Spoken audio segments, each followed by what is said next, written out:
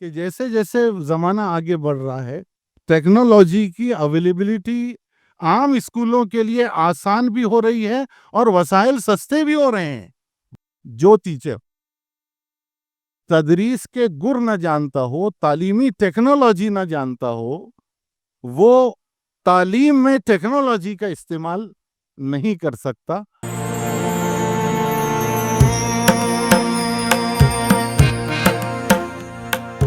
السلام علیکم۔ رب اشرح لی صدری ویسر لی امری واحلل عقدۃ من لسانی یفقہوا قولی، رب زدنی علما۔ اللہ کے نام سے شروع جو نہایت مہربان اور بے حد رحم فرمانے والا ہے۔ بہت شکریہ مالیگاؤں، بہت شکریہ رش کے بہاراں، اور بہت شکریہ امتیاز بھائی۔ ایک اہم موضوع پر گفتگو جاری ہے، اردو میڈیم اسکولوں میں ٹیکنالوجی، جدید ٹیکنالوجی کے ذریعے سے تدریس۔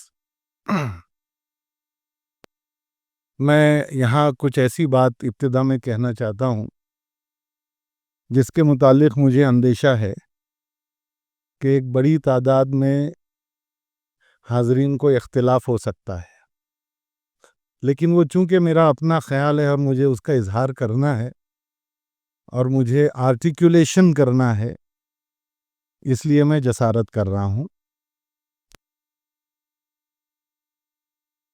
اسکولوں میں ٹیکنالوجی کے استعمال کے حوالے سے اردو میڈیم، انگریزی میڈیم،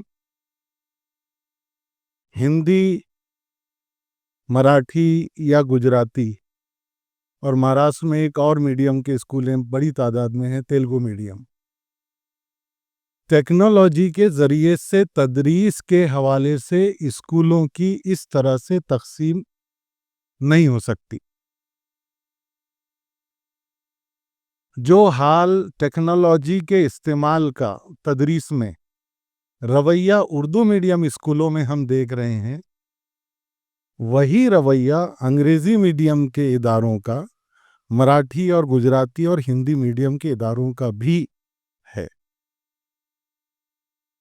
انگریزی میڈیم کے کچھ اسکولوں کا استثناء ہو سکتا ہے، لہذا تقسیم اس طرح سے کی جا سکتی ہے: انتہائی امیر اور بہت امیر لوگوں کے بچوں کے لیے بنائے گئے چند امیر اسکول، یہ ایک قسم، چند اسکول،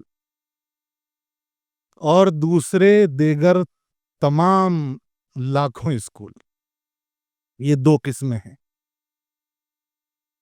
پہلی قسم کی اسکول وہ ہے چند اسکولیں جہاں ٹیکنالوجی کو فروغ ہے، بلکہ ٹیکنالوجی کے ذریعے سے تدریس ایک بڑا ذریعہ ہے۔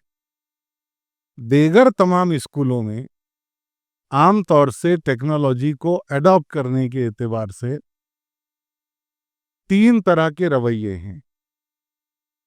پہلا ہے نظر انداز کرنے کا، دوسرا ہے مزاحمت کرنے کا، اور تیسرا ہے ریلکٹنس کے ساتھ میں قبول کرنے کا، ہچکچاہٹ کے ساتھ۔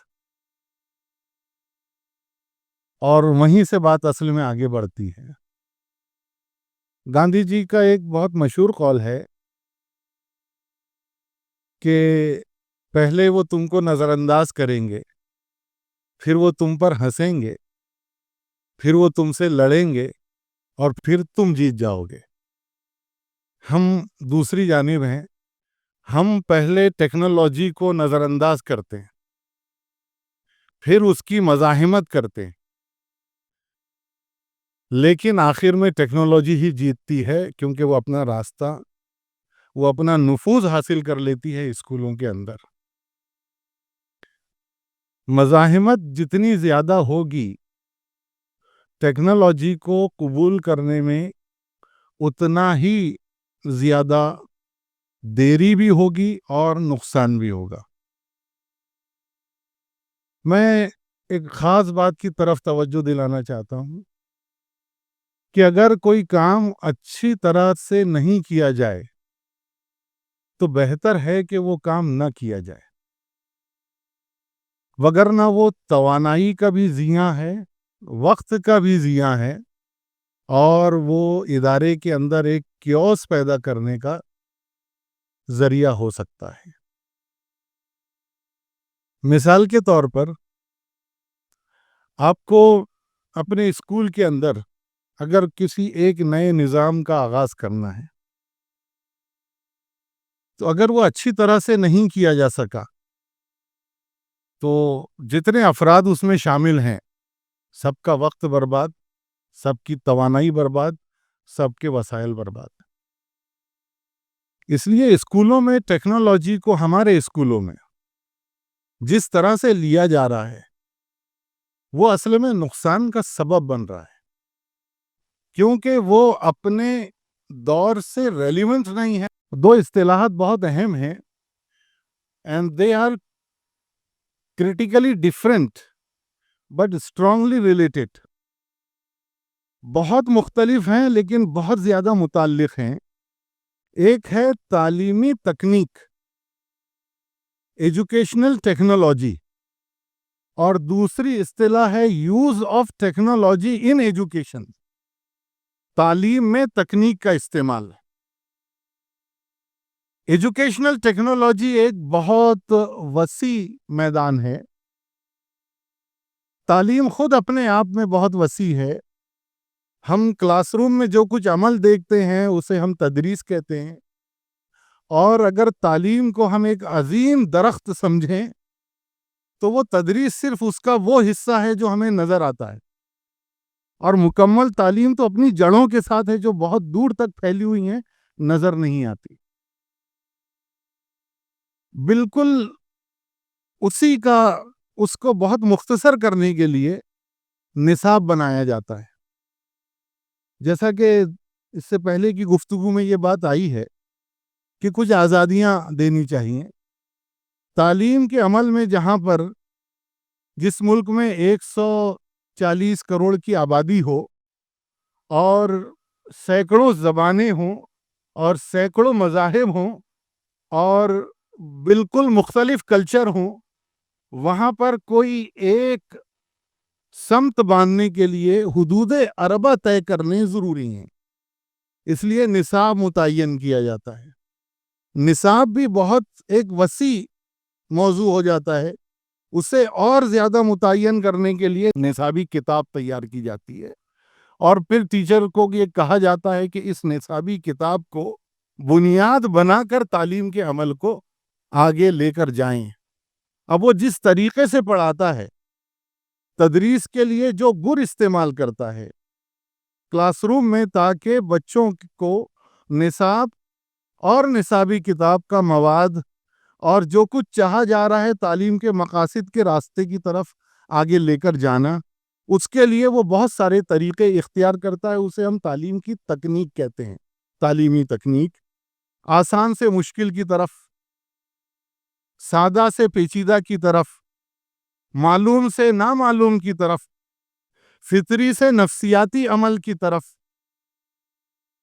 یہ تدریس کے طریقے، اور پھر سوال کرنے کے طریقے کے ذریعے سے پڑھا دینا، بلیک بورڈ کا استعمال کر کے پڑھانا، بچوں میں آپس میں ڈسکشن کر کے پڑھانا، کسی بچے کے ذریعے سے تدریس کو مکمل کرنا، ایسے بہت سارے طریقے کلاس روم میں ٹیچر اختیار کرتا ہے۔ یہ سب جو ہیں یہ تدریس کی تعلیم کی تکنیک ہے۔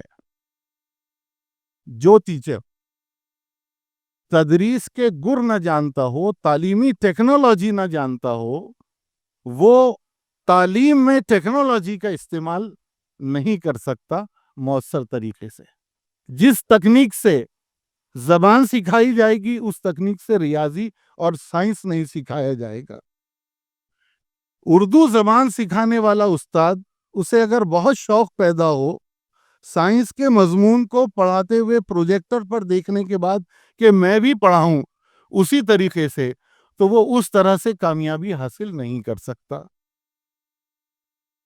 میں دو مختلف جماعتوں کی اور دو مختلف مضمون کی اگر آپ کو مثال دوں تو ایک نظم جو ہم سب کو یاد ہے، اماں باجی کہتی ہیں چاند میں پریاں رہتی ہیں، رات کو پر پھیلاتی ہیں اور اتر کر آتی ہیں، سب بچوں کو سلاتی ہیں اور پھر خواب دکھاتی ہیں، اماں باجی کہتی ہیں چاند میں پریاں رہتی ہیں۔ میں تو آج نہ سوؤں گا، رات گئے تک جاگوں گا، چاند کی پریاں دیکھوں گا، باہر باغ میں بیٹھوں گا، چاند کی پریاں دیکھوں گا، اماں باجی کہتی ہیں چاند میں پریاں رہتی ہیں۔ اردو کے استاد نے سوچا کہ میں بھی اس کا کوئی پی پی ٹی بنا کر بچوں کو بتاؤں، تو اس نے بچوں کی قوت تخیل کا قتل کر دیا۔ میں آرٹیفیشل انٹیلیجنس کے اس دور میں یہاں پہ کھڑے ہو کر بہت ذمہ داری سے اینیمیشن کے اس دور میں یہ کہہ سکتا ہوں کہ اس نظم کو پڑھ کر جو تصور بچے کے ذہن میں بنا ہے، کوئی ٹیکنالوجی اس تصور کے پاس کسی تصویر کو اور فلم کو نہیں لے کر جا سکتی۔ اس لیے یہ میں نے جو بات کہی ہے کہ تعلیمی تکنیک کے سمجھے بغیر تعلیم میں تکنیک کا استعمال مؤثر طریقے سے نہیں کیا جا سکتا۔ جب ہم تکنیک کی بات کرتے ہیں تو ہماری مراد اس وقت جاری تکنیک سے ہوتی ہے، کیونکہ جب ڈیزل کار کے بعد میں پیٹرول کار آئی تو جب لوگ کہتے تھے کہ نئی ٹیکنالوجی آئی ہے، لیکن ہم آج اسے ٹیکنالوجی نہیں کہتے ہیں۔ آج اگر آٹومیٹڈ کار ہے، ڈرائیور لیس کار ہے، تو ہم اسے تکنیک کہتے ہیں۔